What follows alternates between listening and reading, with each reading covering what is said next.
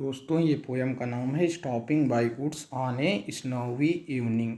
ये पोयम हमको कंपटीशन में बहुत मिलती है। अगर आप एमए करेंगे तो उसमें से यही पूरी पोयम है। और दूसरी चीज़, इस पोयम में जो दिया गया है, लिखा गया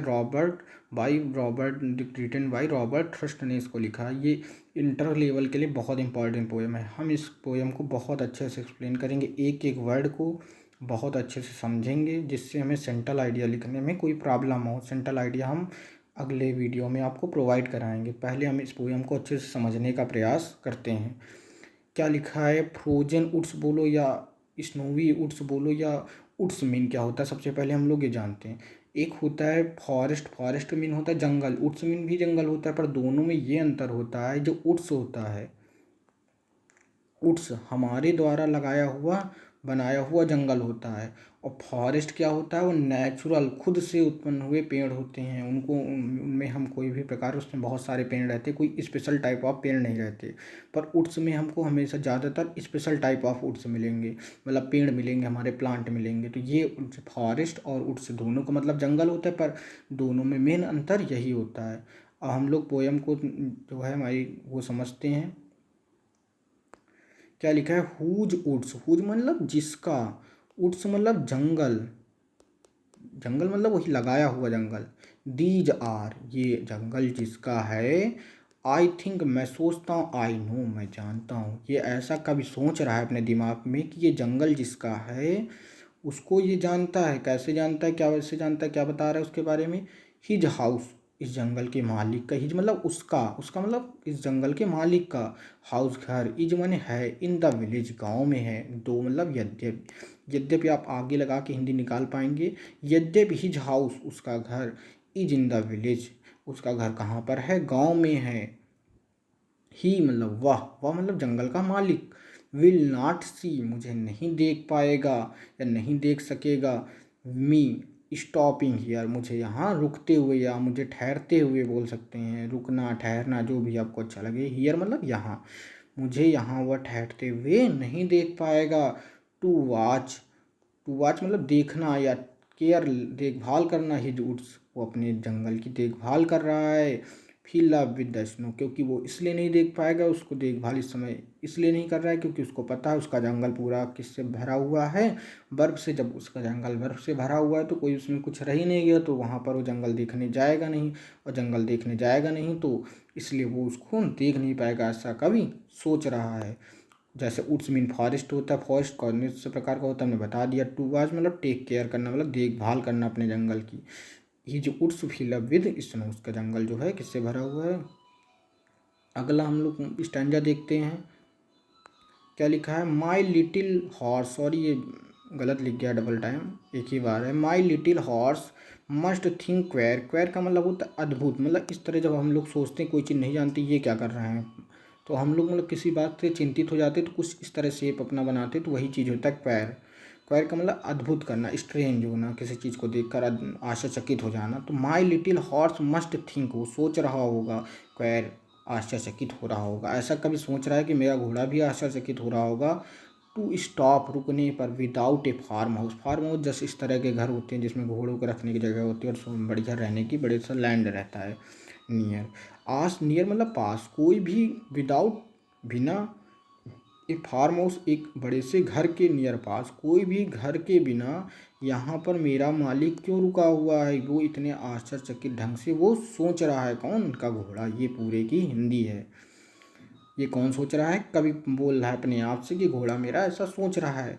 बिटवीन द वुड्स, बिटवीन मतलब बीच में, वुड्स मतलब जंगल के, एंड फ्रोजन लेक, और जमी हुई लेक मतलब झील होती है। और झील अगर आप नहीं जानते तो इतना आप जान लीजिए, जैसे तालाब होते हैं तो बहुत गहरे तालाब होते हैं, उनको झील बोलते हैं। जहाँ पर बहुत सारा पानी इकट्ठा होता है तो उनको झील बोला जाता है। तो बताया गया है कि मेरा मालिक है वो कहाँ रुका हुआ है, किसके बीच में, जंगल और जमी हुई लेक के बीच में रुका हुआ है।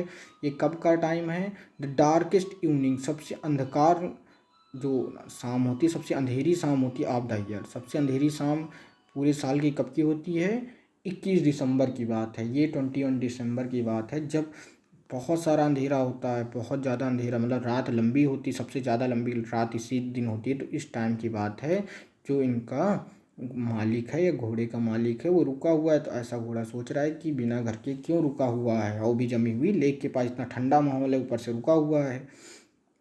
अब देखते हैं अगली स्टैंजा में। अब वो पूछने के लिए अपने मालिक से क्या करता है, he gives his harness bells आशिक, वो अपने बेल्स मतलब घंटियों को, हार्नेस मतलब जो आप अभी हम आपको घोड़ा दिखा रहे हैं, घोड़े की ये जो बेल लगी है घोड़े के ऊपर, इनको हार्नेस बोलते हैं, और इसमें जो बेल लगी है हार्नेस बेल बन जाता है। घोड़े के ऊपर बहुत सारे लोग जो नाचने नचाने वाले आते हैं तो ये सब लगाए रहते हैं, बहुत झुनझुनाता है, तो उसको हिला के घोड़ा पूछ रहा है, हम से हिला के पूछ रहा है, आज पूछना चाहता है if there is some mistake, क्या मुझसे कोई गलती हुई है, क्या वो पूछ रहा है कि क्या मेरे मतलब जो कवि हैं वो सोच रहे हैं कि घोड़ा मुझसे पूछ रहा है कि मुझसे कोई गलती हो गई जो आप इस जंगल में रुके हुए हैं। द ओनली अदर साउंड, एक तो मेरे घोड़े की ये हार्नेस बेल का साउंड सुनाई दे रहा था, साउंड मतलब आवाज़, और दूसरी आवाज़ थी स्वीप, जो महसूस हो रही थी हमें या छू रही थी।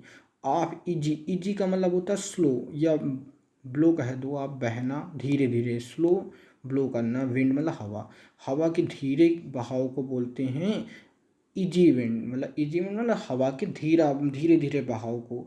एंड डोनी फ्लेक मतलब होता है बर्फ, डोनी का मतलब स्मोक, स्नो ले लो आप, स्नो मतलब बर्फ, फ्लेक मतलब टुकड़े, तो बर्फ के थोड़े छोटे छोटे टुकड़े या पीसेस क्या हो रहे थे, उसको टच कर रहे थे, और वही एक दो चीज़ें उसको कभी को उस समय महसूस हो रही थी, एक तो घोड़े की हार्नेस बेल को महसूस कर रहा, दूसरा वो ठंडी ठंडी हवाओं को, और जो उनके साथ बर्फ़ के टुकड़े चल रहे थे उनको महसूस कर रहा था। तो इजी विंड का मतलब आप जान गए हैं, सॉफ्ट स्नो पीसेज जो होते हैं, मुलायम मुलायम हवा जब चलती है। डोनी फ्लेक का मतलब होता है जब बर्फीले स्थान में रहेंगे तो हवा तो लगेगी ही। अब अगली लाइन हम लोग देखते हैं stanza. The woods are lovely, मगर वो जंगल क्या थे, बहुत प्यारे थे, ठंडी ठंडी हवा चल रही थी, बहुत अच्छा कवि को लग रहा था, पर घोड़ा उसका चिंतित था कि मेरे मालिक को क्या हो गया है। तो बताता है, कवि बोल रहा है कि द वुड्स आर लवली, जो जंगल था बहुत प्यारा था, डार्क अंधकार में था, एंड डीप भरा हुआ था, पेड़ों से भरा हुआ था, बर्फ से भरा हुआ था, बहुत अच्छा उसको देख के लग रहा था। बट आई हैव प्रॉमिस, मगर मैंने वादा किया था, टू कीप पूर्ण करने का, मतलब अभी बहुत सारे काम करने का मैंने अपने खुद से वादा किया है। एंड माइल्स टू गो, मुझे अभी बहुत दूर जाना है, मुझे बहुत दूर जाने का मतलब मुझे अभी बहुत सारे काम करने हैं, बिफोर आई स्लीप, मुझे सोने से पहले अर्थात मरने से पहले मैं बहुत सारे काम को करना चाहता हूँ। And miles to go before I sleep, मुझे अभी और दूर जाना है, बिफोर आई स्लीप, मरने से पहले मुझे अपने किए वादे किए हुए बहुत सारे काम को पूरा करना है।